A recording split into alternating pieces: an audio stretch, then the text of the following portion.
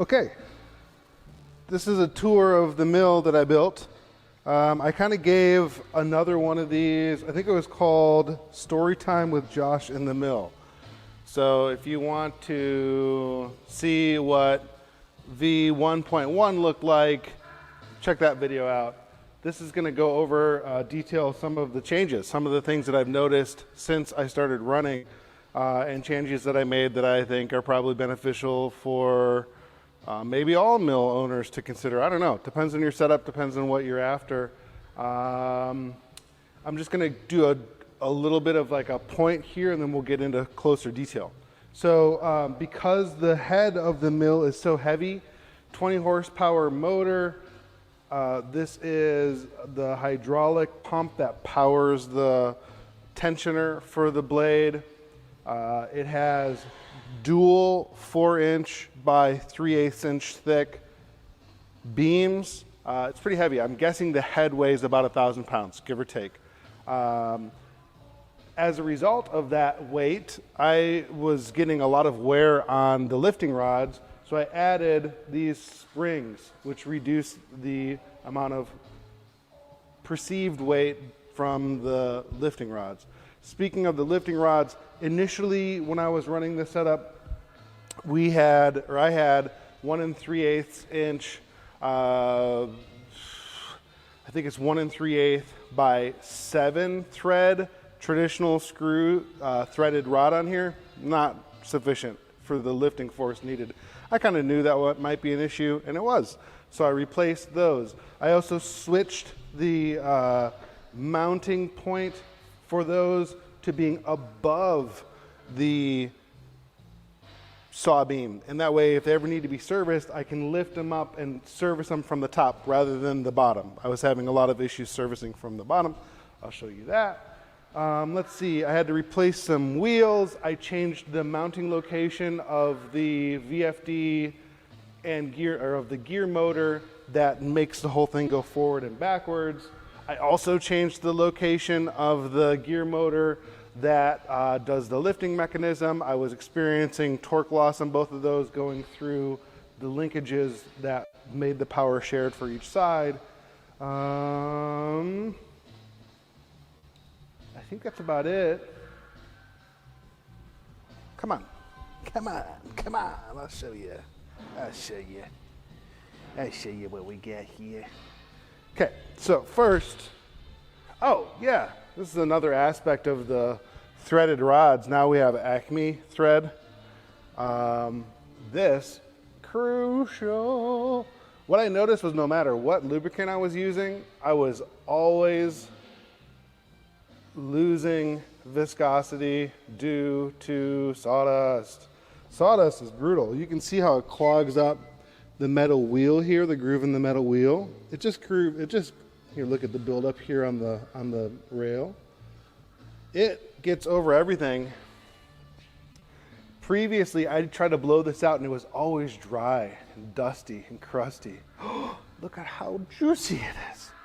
It's so juicy. Oh, it is like a lemonade stand inside of here. So this is just, what do they call this stuff? That like dust collection hose, vacuum hose, dust collection hose is I think how they market it. It's just whatever, it's just a corrugated hose. And it's worked the treat, it's worked really good. I've been zipping it up and down like never before, and so far so good. You can kind of see here on the lower portion.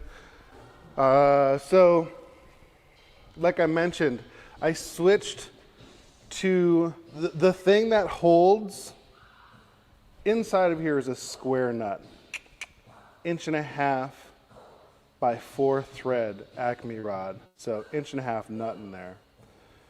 The thing that holds the entire head up are these 4 screws on each side. Because I realized this is going to be a fairly high wear issue, you can kind of look down there. I thought it would be beneficial to change the service location. So before, the nut was located down here. You can't quite see it. Let's see if I can turn on a flashlight here on my phone to kind of show off that area a little bit better. Okay, see in there? It was basically right there was where the nut was before, which makes sense, right? Because then, let me set this down. So it just kind of makes intuitive sense. If the nut is below, the weight, the gravitational weight of the head is resting on the nut. Nut goes up and down, lifts the saw head up and down. Makes sense. Pain in the ass to service, because you have to reach up and underneath all of this stuff that's over in this area, especially on the drive side. So, you know, you have the drive bearing, you have the cooling fan, you have all this shrouding, etc. Total pain in the ass. So it was quite a bit of fab work. Not only did I have to get the threaded rod in, readapt them to the gears, top and bottom, blah, blah, blah. But I had to fab all this up, which was kind of a lot of work. There's like this housing, this riser, so I wanted them to be symmetrical side to side, blah, blah, blah. Clearance for the thingamabob. So that was a big deal. So far, so good. Really happy about that. I just posted a couple videos about this part. This is part of this whole mission, my most recent, jeez, I'm getting ahead of myself. Let's stick with the lifting and lowering. So these are garage springs. Each set is rated for 200 pounds, so about 100 pounds per side. So this is 100, 200, 300, 400, 500, 600 pounds at full extension, maybe a little bit more than that, because I have them overextended here slightly. They're designed to work on a garage door, right? So the garage door is always shut. When they're shut, these are at full extension. So they're kind of designed for fairly similar application to this. It's kind of hard, you know, I can't ask the mill, hey, how do you like that? Do you feel like you're lifting less weight? The mill would be like, shut up, dude. Blah, I'm steel, you know. So I can't tell if I can't tell how much of a difference it's making. I mean, I could try to put it on a scale before and after, blah, blah, blah, but that would be really complicated. I think it makes a difference, though. And in fact, I think I'm going to get one more set. So that way my total relief would be about 800 pounds. Right now, the total relief is about 600 pounds. And I think I'm just paranoid because I had so many issues before. I had such a problem before with the previous threaded rods breaking down, not Acme thread, traditional thread. Those broke down so much, I'm like freaked out about it. So I'm thinking about adding more spring relief, in which case I'd be even more confident zipping the thing up and down. You can kind of see how it mounts, how the top mounts are built. These the braided line is there because when a spring fails, it's a very violent situation, and you need to have those things contained so they can't explode in your face. Okay, so next let's talk about, that's the up and down system. A lot of work went into there. Next, let's talk about the forward and back system. Initially, one more thing. Jeez, I get ahead of myself again. Previously, I had both gear motors mounted right here. This was where this was the mounting location for the forward and backward. This was the mounting location for the up and down. You can kind of see this makes logical sense. So this was the up and down location before. The motor hooked into the threaded rod.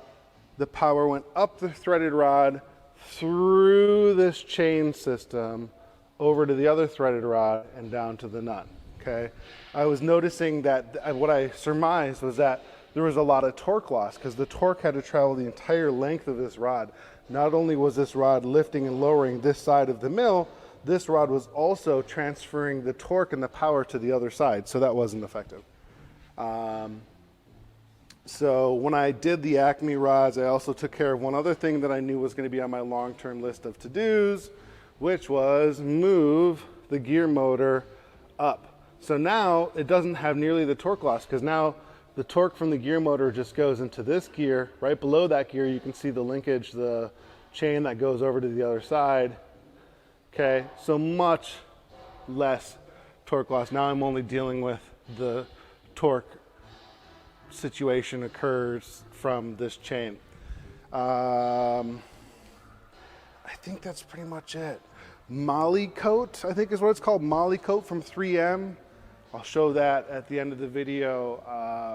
The most effective lube. Found some really good research in terms of how to lubricate your threaded rods to get the most life out of them. All right, so that's the up and down. No real changes to the control here. Just remote located. Sounds smooth. This is at 51 Hertz. So just about full speed. You can kind of see that's at 72 Hertz. So 10% above full speed. It goes pretty good. I try to take it easy on the way up. And I run it pretty fast on the way down. Just trying to learn how to trust it because I feel like the system is really well designed now. Okay, the other system is the forward and backward system. I have some other videos posted about this, making this mechanism. This is a long, I think this is about 16 foot of chain here. Something like that, maybe more, 15 feet, 15 to 16. I think it's taller than me, 6 foot, so you double it up. 13, probably 15, let's call it 15-ish feet. I was getting racking just from the weight of the chain bouncing back and forth. I had additional tensioners added into this link here. I'm wondering if these are too long. You can kind of see how much bounce there was in there. I might redesign that eventually. But the number one thing that I noticed was this small shaft. I only have 1-inch shafting to transfer the power from one side to the other. So previously, the gear motor was located right here, would apply power into this shaft on a third gear right here. Then after the power was applied to this, so this motor is almost being, this wheel was almost being directly driven by that gear motor. I would engage power, it would power this wheel would transfer power to the front axles, and it would transfer power through this chain up and over to the other side, down this other chain to the other set of axles.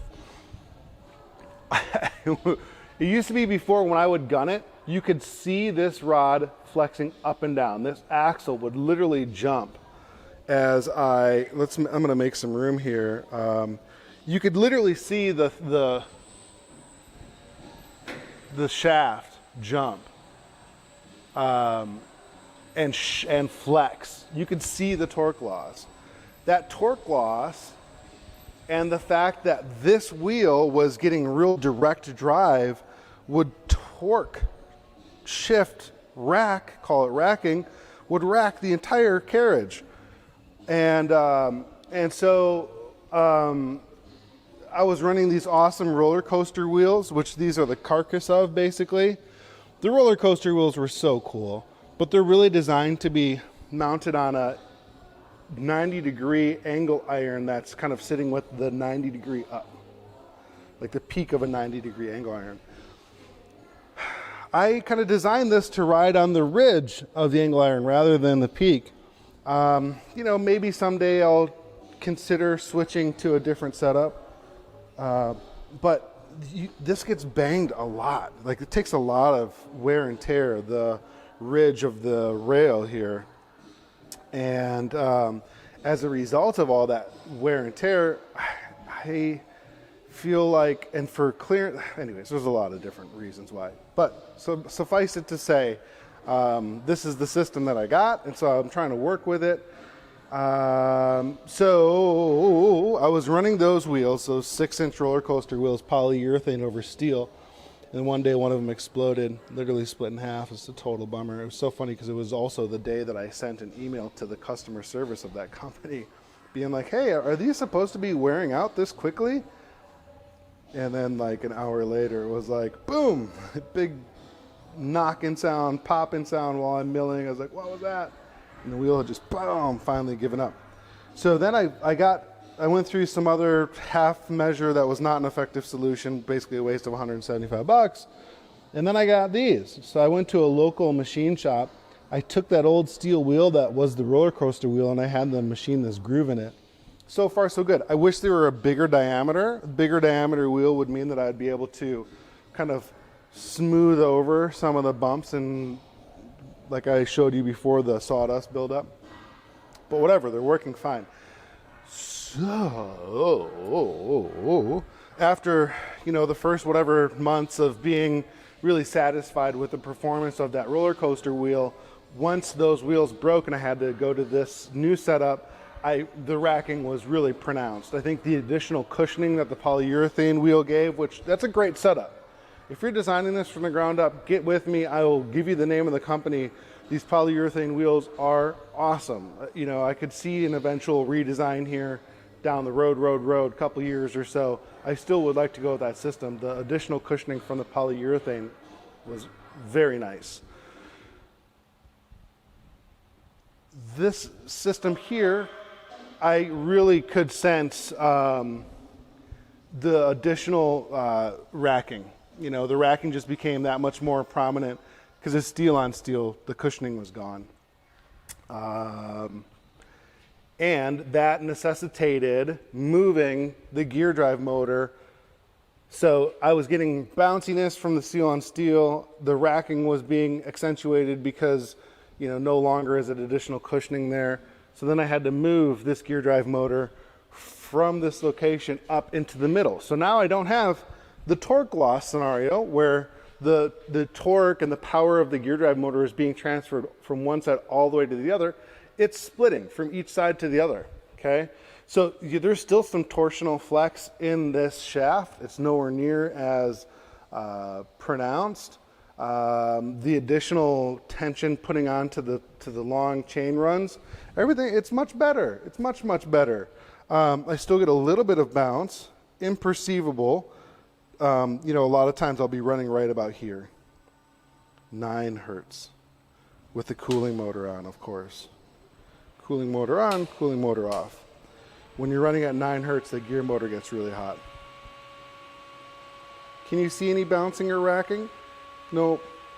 It was imperceivable before. It just would feel kind of unnerving and weird when you're running the machine because you could kind of feel a little bit of like a pulsing. So I think eventually what will end up having happen is this will probably need to get replaced with a bigger gear motor. This shaft will probably need to get replaced with a bigger shaft. For now, we good. Trying to think of any other changes or here's another change and modification. Adding onto the wheel brushes. So you can see these wheel brushes here, these are brass brushes. You can see how clean this wheel is, right? Last week I noticed that my brush on this side wasn't positioned properly, so I just repositioned it, and you can see kind of like how much buildup occurs on the wheel, right? That is noticeable it's audibly noticeable in the smoothness of the blade running, which means that there's heat and whatever other vibration being entered into the machine. I also have a couple of brushes here that are really just designed to clean the blade. And these are just old recycled brooms, basically. And those help a little bit to keep the blade clear. I mean, more than a little bit. It's definitely a noticeable improvement over what I was working with before.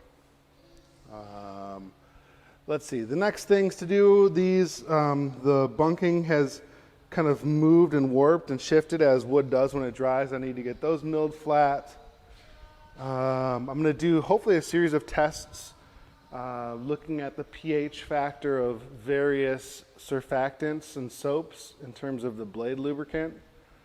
The electrical's been pretty good. Occasionally we'll get a little bit of a blip electrically that'll kind of throw the system for a loop. But for the most part, that's been really, really good. Yeah, so far so good. I keep debating to design some kind of like a hold down system. Half the time, whenever it's like, that would be really helpful right now. It's like the one time. The rest of the time, my system works really good. So I'm probably sticking with what I got, at least for a while. Yeah. It's running really good. turn it on, mill all day, go home, clean up, go home. Yeah, it's good. One other thing that was happening occasionally was I was getting, because this, Chinois, El Chinois here, not the highest quality hydraulic pump, the valve would leak down pressure. So I put a couple of ball cock, is that right? Ball cock? I think it might be the ball joints, ball valves. Let me go show you that lubricant for the lifting screws, lifting rods, and then I will say adios and get to work. Actually, it'll be about lunchtime, and then I'm going to move on to my next subject. Here it is. Yeah, Moly Coat. DuPont 3M Moly Coat. Do the GN.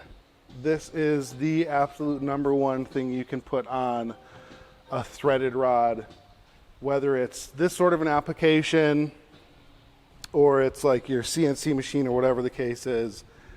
And critical that dust and debris does not get into the scenario. So this kind of thing might really help you. Peace. Like and subscribe.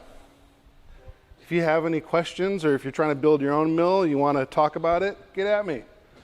I'm totally available, pretty friendly. I don't know if I'm knowledgeable, but I did it. I went through the process. If you're serious about it, let's talk about it. I'd be happy to share some of the things that I've learned along the way. Thanks for watching. I really appreciate it.